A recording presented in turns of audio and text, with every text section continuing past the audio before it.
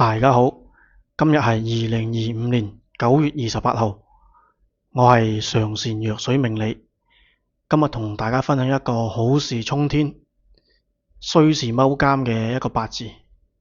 呢個八字呢係當事人嘅親戚攞過嚟進行批算嘅，依家同大家進行一個簡單分享。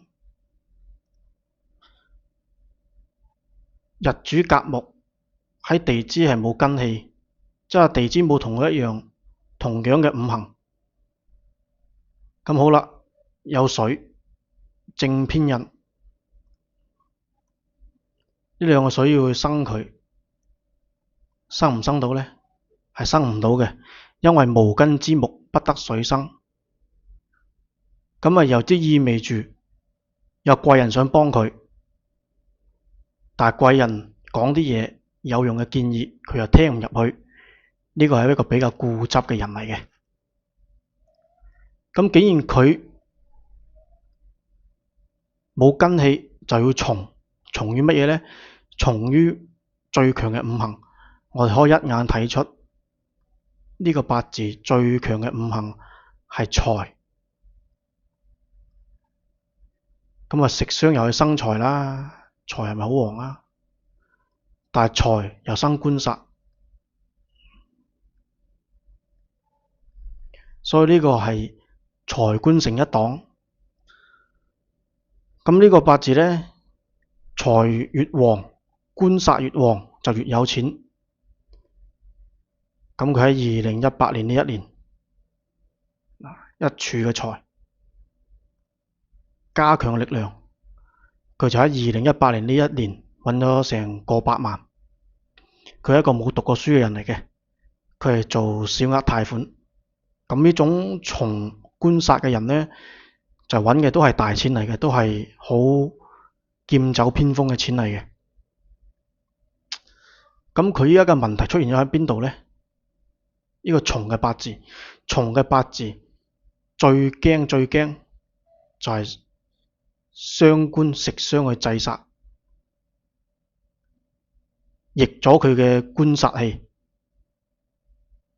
第二就係一旦嚟印星同比劫就出事。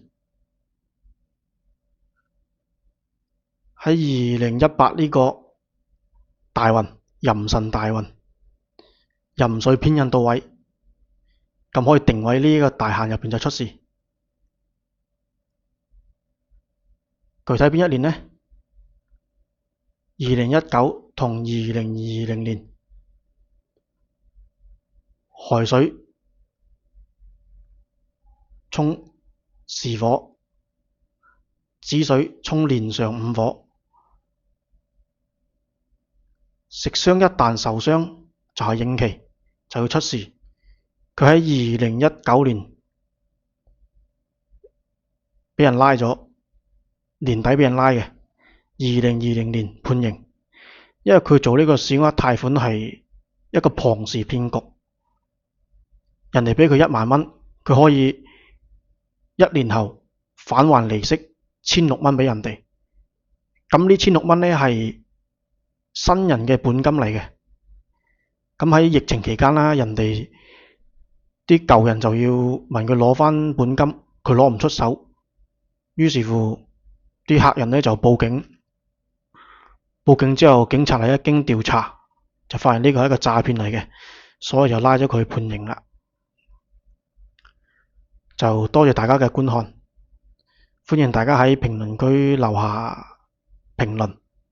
如果有諮詢嘅需要嘅話，可以入我主頁尋找聯繫方式進行添加。祝大家身體健康，合家安康。本人唔做任何法事，只做批算。多謝大家。